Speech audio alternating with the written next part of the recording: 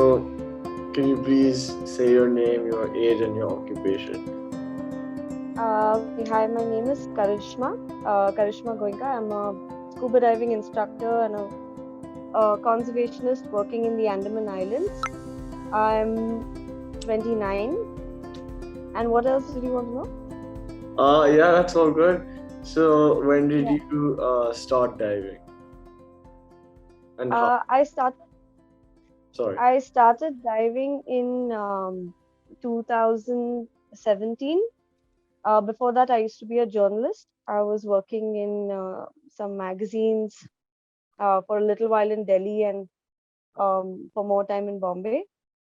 Um, and I kind of wanted to not sit in an office and work more out on the field, do a little more physical work, more field work, and learn about the places that I was going to be in instead of sitting in an office and reading about things or like getting secondhand information. So I tried looking for work in like NGOs and stuff, and I always wanted to dive.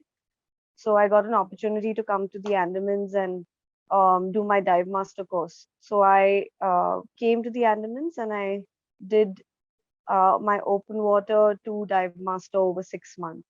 Yeah, and that's how yeah. So I came with the idea of like staying and like making it my career.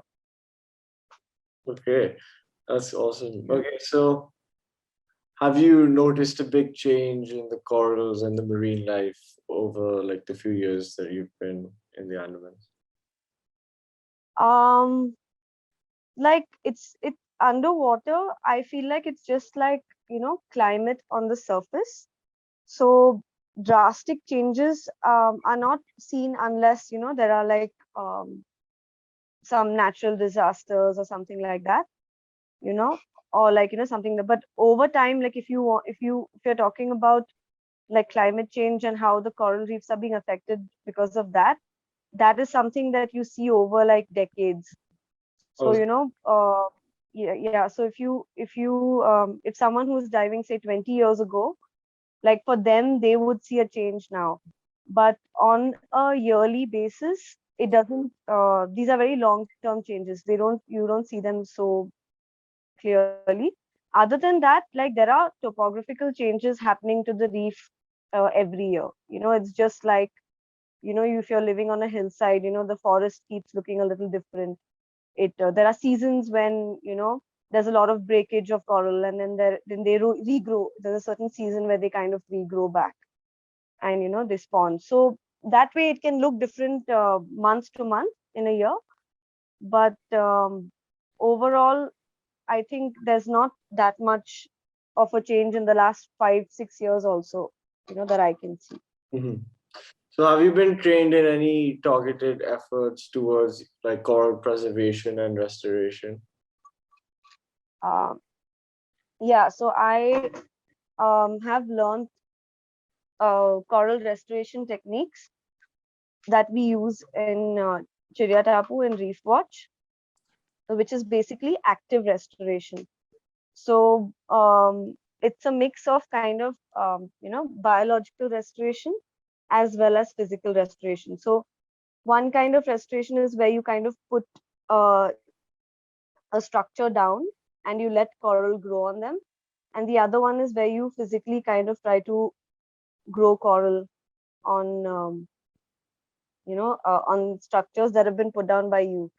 So that is what we're doing in the Andamans, and we're also kind of that's what I'm trained in. That's what I do, and I also teach these restoration techniques in this course that we have, that I told your mom about also. Um, but other than that, what we've also have at our reef is the mineral accretion technology, which is not there in a lot of places in India and also very few places in the world. So if you'd like to get into that, I could explain it to you. Yeah. But What exactly is that? yeah, so mineral accretion is basically we have a power source. So in different places, it can be depending on the the area that you are in and the resources that you have. It can be different things. You can be connected to a grid, to the power grid, if you're not close to land, close to a power source. Or if you're in a place like ours, where our artificial reef is not really near, any uh, good power source on land, we have solar panels as our power source, right? So what it does is that these solar panels send very low voltage electricity onto the reef. The reef is connected via wiring. They're all made of metal, so they're good conductors, right? And we make sort of, if you have studied the process of electrolysis in school, so there's a cathode and an anode, basically. Okay, so the cathode is the reef itself, and then we have an anode, like a titanium anode, somewhere close to the reef. And we send the solar panels are floating on top of the reef on a buoy. So they send low voltage electricity throughout the structures. And what happens then is that electrolysis kind of takes place, salt water being the solute, and the chemical reaction results in calcium carbonate, like precipitating around the structures. So there's, that calcium carbonate is what the coral uses to grow, right? So corals have a calcium carbonate skeleton. And what they do to grow is that they pull calcium carbonate out of the water around them to make their skeleton.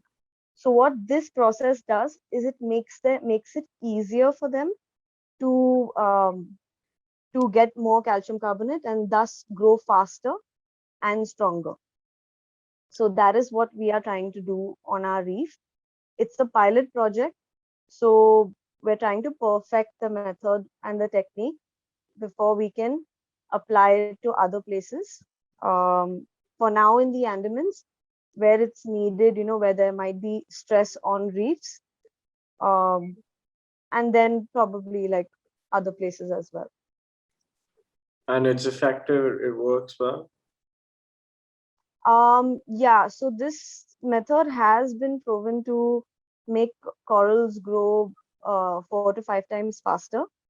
We have seen a lot of growth since we put the mineral accretion. It's not been very long because we just put it like this year in Jan, and with a few breaks because there were little problems that we were solving on the way.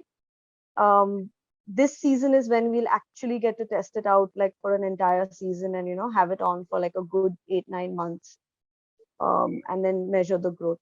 But even last year, just after we put them, we saw a lot of growth in the boulder corals, which is really boulder corals are the ones that grow really slowly. Mhm. So there was considerable growth in the boulder corals compared to even branching. And also there were a lot of new recruits. So when coral spawning happens, like the little larvae, they find places to like kind of settle and like grow, right? So there was a lot of new baby coral growing by themselves. So a lot of larvae had settled on our structures and started growing. So those are the two things that we saw last year. And obviously, since the reef has started, when there is a reef being made, it starts providing homes to many, many creatures, and every creature is kind of connected to each other. So if one creature starts living there, it brings like a host of other creatures too. And we've seen a big increase in the number of fish species that, and even the number of individuals that hang out at the reef. Have actually hang out means like they've made it their habitat, so they only live there. And we've also seen a lot of invertebrates, like small creatures that can find homes like within the coral, within the rubble around the reef. So That's those are the things that we've seen, yeah. yeah, last year. So are there like sort of frequent breaches in instructions or like protocols by tourists that come to visit the Andaman? And like how does that affect the reef or the marine life? Um, yeah, so this is not so much of a problem in Chiria Tapu where I am right now, because there's only one dive center operating there. But this is a huge problem on Havelock, and I've been there for like the last 4 years. So Havelock has one beach, one reef called Nemo Reef, where everyone like on the island kind of does their first time dives.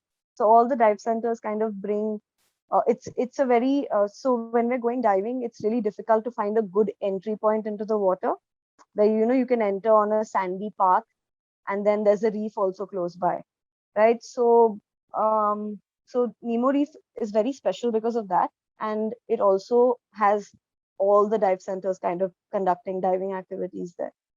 So on a given day, you can find about like say 200 people in the water in the same place conducting diving. Okay, and that reef is very beautiful. It's the most accessible reef, but at the same time, it's got everything. Like it's got a lot of fish, a lot of juveniles of different types. We've seen seahorses there, which is very rare in the Andamans. Um, so we've seen all kinds of fish, that you don't even like. We get to see much lesser on the other reefs. But at the same time, because of so many, because of so many tourists and like these first time divers that come to the islands, these small dive centers who don't really follow um, like responsible diving standards, like I think they tend to be very, you know, disrespectful towards the reef. Like they don't really care whether they're stepping on coral, whether they're breaking them, and that affects, I think, Nemo Reef a lot. But saying that, we've also seen Nemo Reef recover like very quickly in the off seasons. So I think that's one reef that's getting battered because of tourism and like just bad diving practices by some of the local dive centers that we can't control. But also even Elephant Beach. So there's another reef of Havelock that has these local guys taking people snorkeling there. And that place used to have the most, from what I've heard, the stories that I've heard from people that have been there, that place used to have the most beautiful like coral gardens. And a lot of the coral, the reef area that's accessible by these snorkelers have been like destroyed quite a lot, like because of constant breakage. So if you break something, if the reef gets damaged, you give it time, it recovers. But if you keep on like damaging it and it doesn't get time to recover, then like it just dies, and it's a chain reaction. So it just destroys that whole area. It's like having fertile soil like that almost. Yeah. Are there any like specific pollutants that have like really adversely affected the corals? Let's say like a plastic bag or something like that. Like Plastic is a big problem in the Andamans, for sure. Like especially on Havelock more than other places, because Havelock gets a lot of tourists, and even Port Blair. But Port Blair, like we don't really see the reefs much. We don't see what's happening to the reefs underwater. But Havelock as an island is like really, like they tried to do a few things, like they tried to ban plastic and have people fill their own water bottles, which is, they're trying to solve the problems a little bit. But people still enter, like I think how like hundreds of tourists, thousands of tourists come into Havelock on a daily basis for a day or two, and then that's what they do. They do the package tour, a day or two long trip, and the volume of tourists that's coming in, all of them handed like plastic bottles, or they all want plastic bottles while they're water bottles while they're traveling, because they don't trust the water or whatever. But all those bottles kind of end up in the sea.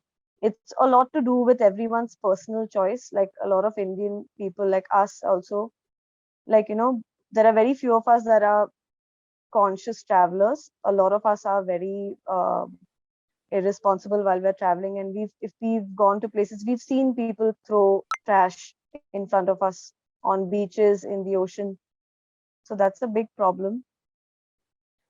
But also saying that, I think more than I think where we have to start from is like telling people around us and spreading the habit of using less plastic, reducing our plastic consumption at an individual level. Because in the Andamans, if you go to a beach, which is, the wind changes every year. So depending on which side the wind is coming from, that side of the island usually gets littered with plastic every day because the waves bring in a lot of plastic. And this plastic is not even from India. Okay, so this plastic is from Thailand and Myanmar. Like we find juice bottles and milkshake bottles and packets from these places. So it's the plastic is not really like that much of a local. It is a local problem in certain places, but it's also a very big global issue. So I think what we need to focus on is to reduce our own plastic consumption more than anything, and kind of change our habits, not all together at once, but slowly, and also kind of like make the people around us be a little more conscious of you know how much plastic they're consuming. And have you seen like a big rise in the amount of like waste over the few years? Where Like, have you exactly? seen, like, anywhere around Andaman? Like, have you seen sort of an increase in the pollutants over the few years? That you, Yeah, if tourism increases, then the plastic pollution also increases for sure. And and a big problem in the Andamans that you should know of is that electricity, like how we have electricity that comes from the grid, yeah. in the Andamans, all electricity comes from diesel generators, like all Oh, of it. okay. So there are huge diesel generators on every island that kind of supply electricity to the island. And um, that like so that itself adds to the pollution, and that is something that nobody can really help unless people move to renewable energy. But the more tourism has picked up in even on Havelock, the pressure on these on the power station and all is a lot, and a lot more fuel is being burnt just so that some people can go and like live in peaceful air conditioned rooms. you know Yeah. an island that can't handle that much crowd, and has to deliver electricity as well as water, which is a very limited resource on these islands to these tourists. And this is causing the locals also to suffer there quite a lot, because I was there for 1 year, one of the years when this was happening. And in the summer, all the groundwater kind of dries up before like the tourists leave, and after that, like the locals are suffering for quite a lot. They don't have enough water for themselves, even though the tourists are getting like having long showers and shit in their and stuff in their bathrooms. So I think tourism is also affecting the Andamans, like especially Havelock, like that. And there are huge power cuts and all. Yeah, like there was a big problem with electricity like the last few years in Havelock, and the locals didn't have electricity for like 10-14 hours a day. Okay, so for the last question, are there any more Yeah. efforts you feel can be made in additions to the one that are already like underway in like sort of to restore the marine ecosystem and like the life and the coral? I think there are a lot of people doing different things. Mm, but I feel like one of the most important aspects of marine conservation is the education part of it, and the awareness, especially for the younger generation. Because I know that when I was a kid, I didn't have access. It's really nice to see even you being so involved, Thank at your age. Um, and like going and wanting to learn about these things, like that curiosity is kind of ignited. And that's what I think is important, because if all the kids of this generation like are conscious of the way they live and how they're affecting the environment around them, then I'm sure that at many levels we can make like a change together. instead of a few people trying so hard and fighting against like bureaucracy in most places. But I think the younger generation is the key, and I feel like education is very important. I wish Uh, more kids get to like yeah. learn outside of school rather than like in a classroom. Yeah. Thank you. Thank you so much. Those are all my questions.